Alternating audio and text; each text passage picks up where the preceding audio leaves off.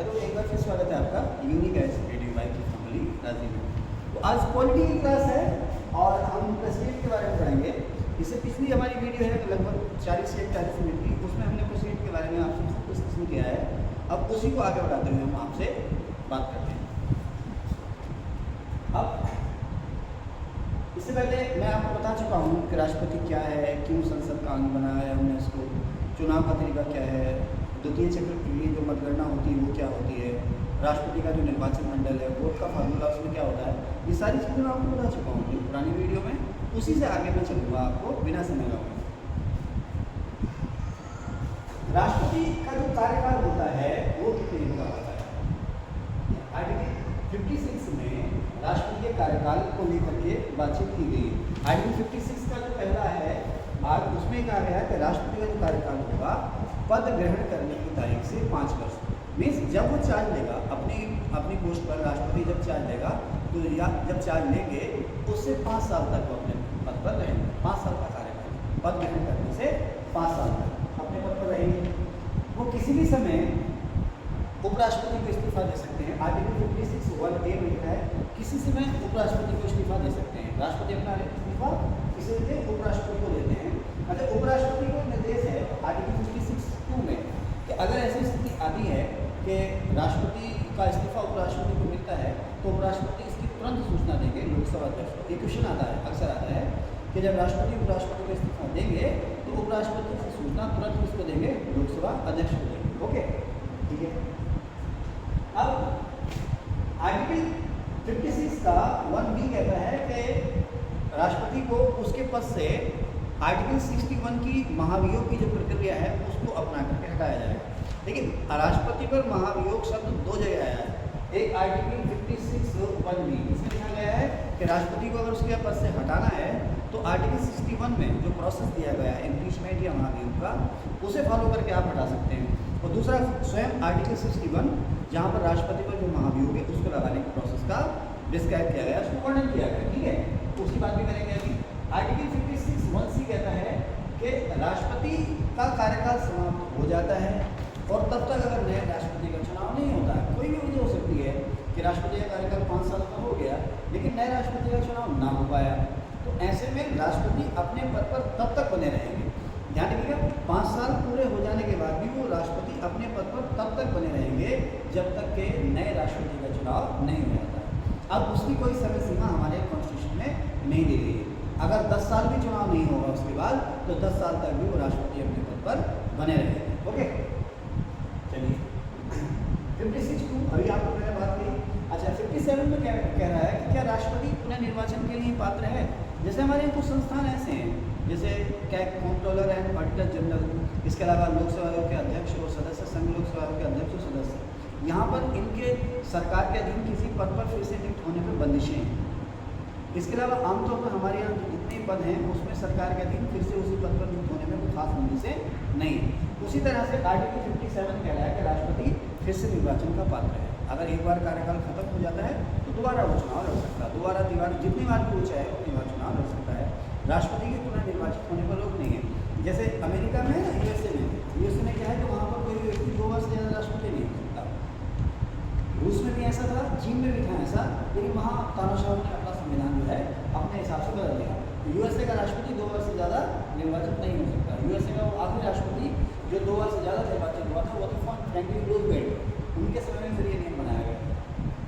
बल्कि ये कहें कि फिर से वो तीसरी बार भी इलेक्टेड हो गए थे, चौथी बार ना बन जाए उनको रोकने के लिए वहाँ की कांग्रेस ने या संसद ने ये नियम बनाया था।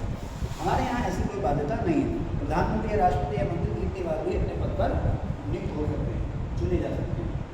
आर्टिकल 58 जो है राष्ट्रपति पद पर जो व्यक्ति चुनाव लड़ेगा, जैसी बात जो चुनाव लड़ेगा वही जीतेगा और वही राष्ट्रपति बनेगा।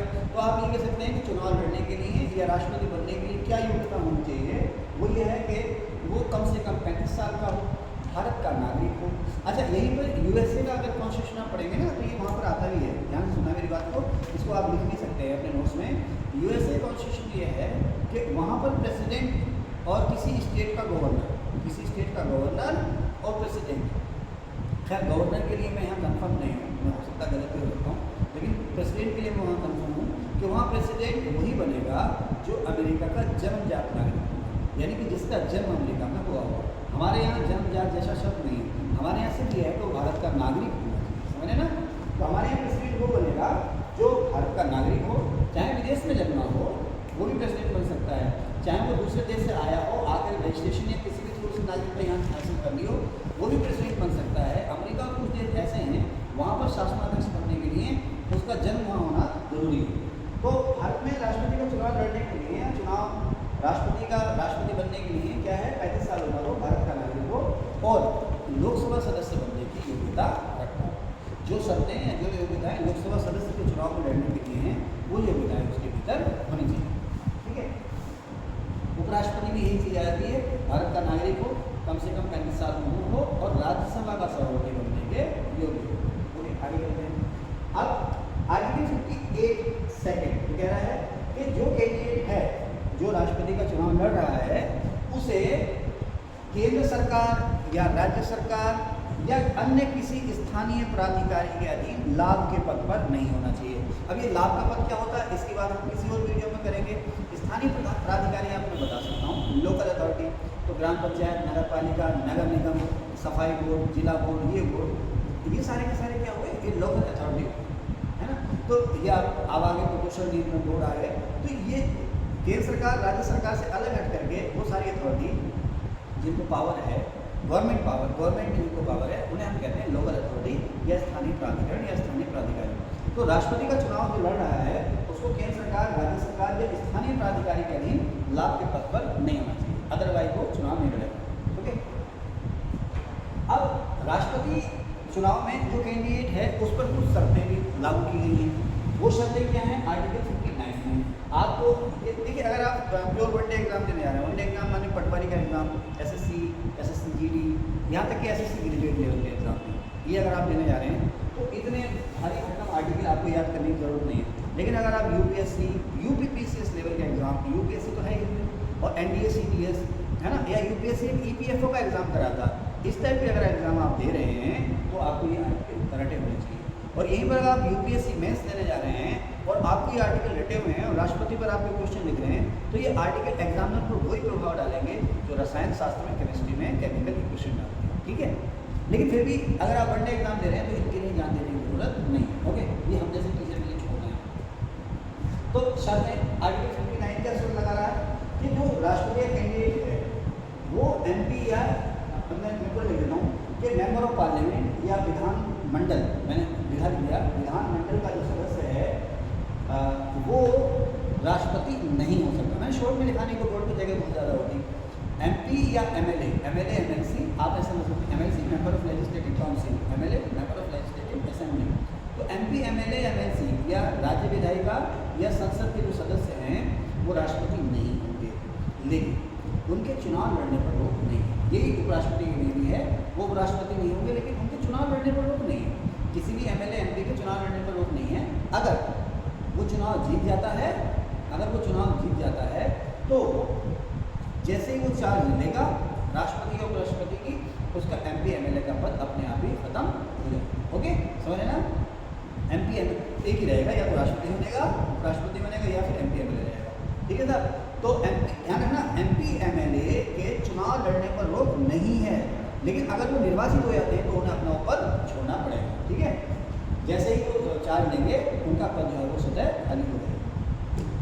59 वो कह रहा है कि लाभ के किसी अन्य पद पर ना हो। भाई कुछ लाभ के पद तो परिभाषित हैं, कुछ तो परिभाषित है। अब कोई नया पद निकल आया लाभ का, ये भी लाभ का है, तो उसे उस लाभ के पद पर भी नहीं होना चाहिए। देखिए शर्त में, अच्छा देखो योग्यता में कहाँ वो योग्यता की बात कर रहा था और अब यहाँ बात वो कर रहा है शर्तों की। तो अब 59 यहाँ में देखा विशेषाधिकार भत्ते ETC, 59 में वो चीज़ें लिखी गई हैं, वो विशेषाधिकार लिखे गए हैं जो राष्ट्रपति को मिलेंगे, है ना। और उसके अलावा उसे जो वेतन भत्ते मिले हैं उसके बारे में बताया गया। यहाँ पर बताया गया कि राष्ट्रपति के जो वेतन भत्ते हैं वो संचित निधि पर, भारत की जो संचित निधि है उस पर भारत के चार्ज होंगे। यहीं पर राष्ट्रपति की स्वतंत्रता को बनाए रखने के लिए कहा गया है कि उसके जो भत्ते हैं या वेतन भत्ते हैं उसके कार्यकाल में कम नहीं किए जाएंगे, कार्यकाल में कम ना किए जाएंगे। भाई आप धमकी दे दो तो आपकी सैलरी हटा देंगे, आप दबाव आ सकता है ना।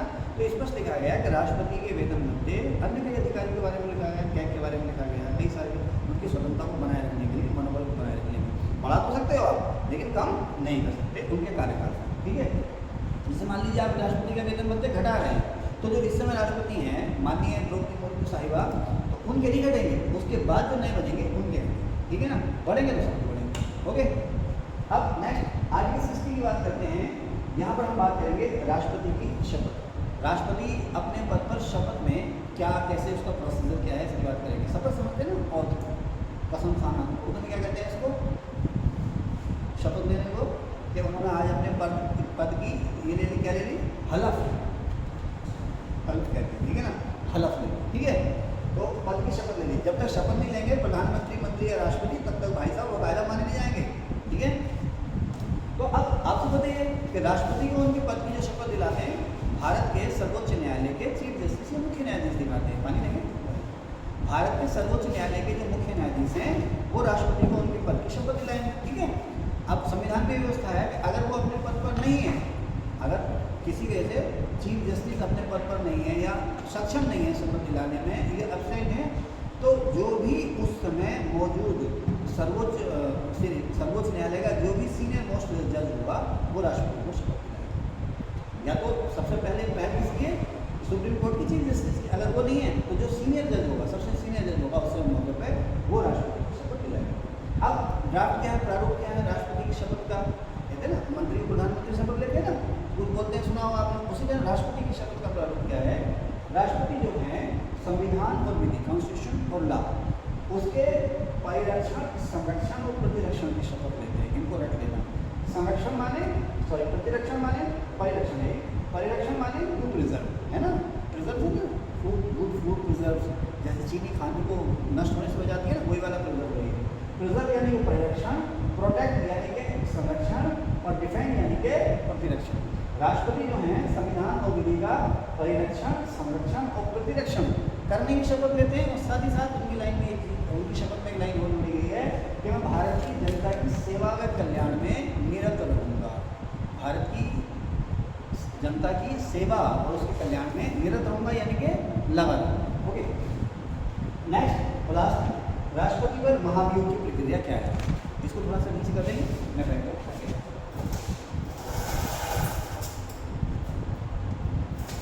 सर पानी पिलाइए, पानी दे। तो अब राष्ट्रपति पर इम्पीचमेंट या महाभियोग का प्रक्रिया क्या है। जब संसद राष्ट्रपति पर महाभियोग लगाती है या अन्य किसी प्राधिकारी पर महाभियोग लगाती है, तो संसद जो है अदालत के रूप में रहती है। ये संसद की न्यायिक शक्तियाँ, वो यहाँ पर एक सेमी जुडिशरी या अर्ध न्यायालय का काम करती है, अर्ध न्यायिक संस्था का काम करती है। समझे ना, अर्ध न्यायिक क्यों कहते होंगे, क्योंकि कोर्ट में जो प्रोसीजर होता है ना, जो पिटीशन दाखिल होगी, फिर गवाहों के बयान होंगे वगैरह, ये सारे प्रोसेस नहीं होते हैं, लेकिन फिर भी यहाँ पर संसद जो है वो न्याय करने के लिए बैठती है। क्यों, क्योंकि राष्ट्रपति पर आरोप लगा है कि उन्होंने अपने पद का दुरुपयोग किया है। अच्छा, राष्ट्रपति पर महाभियोग का आधार क्या है, साबित कदाचार और नहीं, शारीरिक क्षमता नहीं, अक्षमता। ध्यान रखना, राष्ट्रपति पर महाभियोग के दो आधार हैं, एक तो साबित कदाचार या फिर अक्षमता। अब साबित कदाचार का मतलब क्या, कदाचार का मतलब यह है, कदाचार का मतलब वो सारा जो अनैतिक है, आपने करप्शन किया हो, किसी और आप जो है कि गलत व्यवहार में आप लिप्त पाए गए हो, वो सारा का सारा जो है वो कदाचार है। लेकिन उसमें जुड़ा क्या है, साबित कदाचार। वो कदाचार आपका आरोप लग गया तो इसका मतलब ये नहीं कि आपको हटा दिया जाएगा, वो साबित होना चाहिए। साबित कौन करेगा, संसद करेगी, ठीक है ना सर। दूसरा अक्षमता, अक्षमता का मतलब क्या है, मान लीजिए आप इतनी बुरी तरह से बीमार हो गए हों या अपंग हो गए हों कि अब आप या मानसिक रूप से रिटायर हो गए हों, अब आपके पूरा स्वस्थ होने की कोई संभावना नहीं है, लेकिन आप इस्तीफा नहीं दे रहे। लेकिन अगर संसद को ये लगे, संसद ये सिद्ध करते कि हाँ भाई अब ये अपने पद पर काम करने में सक्षम नहीं है, अक्षम हो गए, तो संसद उनको हटा सकती है, लेकिन हटाएगी महाभियोग के द्वारा, वैसे नहीं हटाएगी, ठीक है। अब महाभियोग का प्रोसेस क्या है, ये जो प्रोसेस दिया हुआ महाभियोग का, वो आर्टिकल 61 में दिया गया। अब याद करेंगे, यहाँ पर मैंने लिखा था, कौन सा आर्टिकल था वो, ये 56(1)(b) कि राष्ट्रपति को कैसे हटाया जाएगा, महाभियोग की आर्टिकल 61 में दी गई महाभियोग की प्रक्रिया के अनुसार हटाया जाएगा। अब स्पेशली आर्टिकल 61 में प्रक्रिया दी गई है, प्रक्रिया में कुछ बहुत बड़ा नहीं है, यहाँ पर एक तो 14 दिन की पूर्व सूचना चाहिए, एक विशेष बहुमत चाहिए और दोनों सदनों की अलग अलग मंजूरी चाहिए। अब राष्ट्रपति पर महाभियोग की कार्रवाई संसद के दोनों सदनों पास होना जरूरी है। जिस तरह से संविधान संशोधन विधेयक किसी भी हाउस से शुरू हो सकता है, उसी तरह से ये भी एक विधेयक या कानूनी है जिसके द्वारा हमने राष्ट्रपति को उसके पद से हटाना है। तो जो सामान्य कार्यवाहियाँ होती हैं संसद की, उसी की वही कार्यवाही इसमें भी हो सकती है। वो प्रस्ताव रखा जाएगा, लोकसभा या राज्यसभा कहीं में भी रखा जा सकता है, कहीं से भी वो शुरू हो सकता है। लेकिन इसके लिए शर्त है कि जिस हाउस से इस प्रस्ताव की शुरुआत हो रही है उसके कम से कम 1/4 मेंबर, कम से कम 1/4 मेंबर एफिडेविट पर शपथ पत्र को आप जानते हो उर्दू में क्या कहते हैं, हलफनामा, है ना, हलफनामा दें, एफिडेविट दें, ये शपथ पत्र दें, कम से कम 1/4 मेंबर और लिखित रूप से। और इसमें लिखा हुआ है कि 1/4 सदस्य आशय सहित 14 दिन। आशय का मतलब क्या है कि आपका मकसद क्या है, ये सूचना मकसद क्या है, मजम्मत करना, आलोचना करना या हटाना, हमने हटाना साबित किया। तो अपने मकसद सहित कम से कम 1/4 सदस्य लिखित रूप से एफिडेविट पे सदन के पीठासीन को सूचना देंगे कम से कम 14 दिन पहले। कम से कम 14 दिन पहले का मतलब ये है कि आज हमने सूचना दी है तो अब उस पर जो कार्यवाही होगी कम से कम 14 दिन बाद होगी। अब उस 14 दिन की अवधि में राष्ट्रपति को बताया जाएगा कि साहब आपके खिलाफ महाभियोग की प्रोसेस शुरू हो जा रही है और आप अपने बचाव की तैयारी कर लो, अगर बचाव करना चाहते हो तो। ठीक है, अब जिस हाउस में प्रपोजल रखा गया, चेयरपर्सन ने कहा कि ठीक है 1/4 सदस्य हैं, महाभियोग की प्रक्रिया शुरू की जाए। तो जिस हाउस में प्रपोजल रखा गया है उस हाउस को हम कहते हैं आरोप लगाने वाला सदन, जिसने आरोप की शुरुआत की है। अब इस सदन में डिस्कशन होता है। अब जब डिस्कशन होगा तो यहाँ पर प्रेसिडेंट को बचाव का मौका नहीं मिलता, यहाँ पर आरोप लगाए जाते हैं और बाद में आरोप सही है, इन आरोपों को पास कर दिया जाए। पास कर दिया मतलब ये जो आरोप लगाए गए हैं महाभियोग की प्रोसेस के प्रस्ताव में, ये आरोप बिल्कुल सही है और हम इससे सहमत हैं। ठीक है, तो अब एक हाउस से पास होगा तो दूसरे हाउस में जाएगा, लेकिन वो तभी जाएगा कि जब हाउस उसको विशेष बहुमत से पास कर दे। विशेष बहुमत मैंने पिछली वीडियो में आपको बताया, फिर से बता दूँ, विशेष बहुमत का मतलब, सामान्य बहुमत का मतलब ये है कि आधे से एक अधिक आपके फेवर में है। विशेष बहुमत का मतलब ये है कि जिस दिन प्रपोजल पर वोटिंग हो रही है, प्रस्ताव पर वोटिंग हो रही है, उस दिन जितने लोग प्रेजेंट हैं और वोट दे रहे हैं, प्रेजेंट और वोट देने वालों का 2/3 बहुमत प्लस जिस हाउस में वोटिंग हो रही है उस हाउस का कम से कम आधे से ज़्यादा, जितने लोगों ने वोट दिया है वो उस हाउस के आधे से ज़्यादा संख्या रखते हो कम से कम, और दूसरा जितने लोगों ने वोट दिया है उनकी संख्या उनमें से कम 2/3 की हो। इसको हम कहते हैं स्पेशल मेजॉरिटी या विशेष। ठीक है, एक हाउस से पास हो गया वो दूसरे हाउस में जाएगा, तो उसी दिन सुनवाई हो जाएगी, अगले दिन सुनवाई हो जाएगी, दूसरे हाउस में जाएगा उसमें भी ये प्रोसेस होगा। लेकिन यहाँ पर राष्ट्रपति को अपने बचाव का मौका मिलेगा। राष्ट्रपति स्वयं आकर के या अपने किसी प्रतिनिधि के द्वारा, किसी वकील को भेजने, किसी को भेज सकते हैं कि आप लिख के भाई मेरी तरफ से मेरे फेवर में ये बोलेंगे, तो यहाँ पर राष्ट्रपति को उनके बचाव का मौका मिलेगा। अगर दूसरा हाउस भी कहता है कि हाँ भाई आरोप सही है बिल्कुल सिद्ध है और विशेष बहुमत से पास कर देता है, तो ये माना जाएगा कि संसद ने राष्ट्रपति के खिलाफ महाभियोग पास कर दिया है। और जिस दिन दूसरा हाउस उसको पास कर देगा, जिस समय उसी समय से राष्ट्रपति का पद जो है वो रिक्त माना जाएगा, उनके जो विशेष अधिकार है वो खत्म हो जाएंगे। ठीक है ना, एक बार। अच्छा, अब जैसे कैग है, चुनाव आयुक्त है, उनके बारे में लिखा गया है कि उनको आर्टिकल 61 में जो महाभियोग की प्रक्रिया दी गई है उसी के अनुसार हटाया जाएगा। तो हमारे यहाँ जिन पर भी महाभियोग लगता है, जिन्हें महाभियोग ला करके हटाया जाता है, उन सभी के लिए जो प्रोसेस है महाभियोग का वो ये। ठीक है, अब क्या संसद की कार्यवाही न्याय योग्य है, क्या मुकदमा चलाया जा सकता है? जो हमारे कॉन्स्टिट्यूशन में तो ऐसा कहीं कुछ लिखा हुआ नहीं है, लेकिन एक चीज़ लिखी हुई है कि पता नहीं मैंने इसमें लिखा नहीं है कि मैं पहले पढ़ा चुका हूँ आपको कि राष्ट्रपति चुनाव से संबंधित जितने भी विवाद होंगे उनकी सुनवाई केवल सर्वोच्च न्यायालय में होगी। लेकिन अभी तक हमारे यहाँ ऐसा कुछ हुआ नहीं है, महाभियोग पास हुआ नहीं है, तो अभी ये मामला अनसुलझी है कि अगर कभी ऐसा होता है तो क्या राष्ट्रपति कोर्ट में कर सकते हैं या नहीं कर सकते। ठीक है, अब लास्ट रह गई है कि नए राष्ट्रपति का चुनाव कब तक हो जाना चाहिए। आर्टिकल 62(1) ये कह रहा है कि नए राष्ट्रपति, जैसे इस समय माननीय द्रौपदी मुर्मू जी राष्ट्रपति हैं, तो उनके बाद जो नए राष्ट्रपति का चुनाव होगा वो कब तक हो जाना चाहिए, उनके कार्यकाल समाप्त होने से पहले। सिर्फ ही लिखा हुआ है कि नए राष्ट्रपति का चुनाव वर्तमान राष्ट्रपति का कार्यकाल समाप्त होने से पहले हो जाना चाहिए, और हमारे यहाँ होता भी ऐसे ही 15-20 दिन या महीने पहले नए राष्ट्रपति का चुनाव हमारे यहाँ हो जाता है। एक चीज, ठीक है। अच्छा, अब मान लीजिए अन्य दशा, उसने लिखा अन्य दशा, जो एक तो शांतिपूर्ण तरीके से कार्यकाल खत्म हो रहा है तो नए का चुनाव कार्यकाल खत्म होने से पहले हो जाना चाहिए।